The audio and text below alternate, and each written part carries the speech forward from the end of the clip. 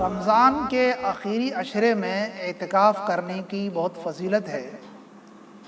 ایک روایت میں ہے کہ آپ صلی اللہ علیہ وسلم نے فرمایا کہ جو شخص رمضان کے آخری عشرے میں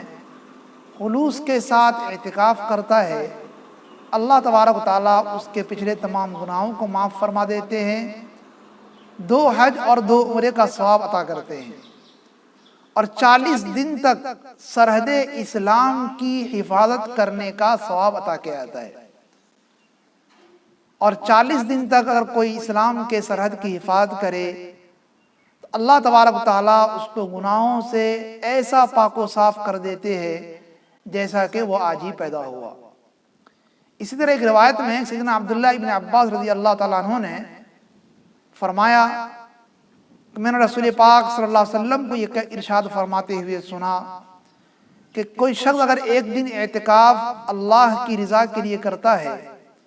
تو اللہ تبارک و تعالیٰ اس کے اور جہنم کے درمیان 3 خندقیں آڑ فرما دیتے ہیں، اور ہر خندق کی چوڑائی آسمان و زمین کی مسافت سے بھی زیادہ ہے۔ لہٰذا ہمیں چاہیے کہ ہم آخری عشرے کی اعتکاف کی کوشش کریں۔ اللہ تبارک و تعالیٰ ہم سب کو عمل کی توفیق عطا فرمائے۔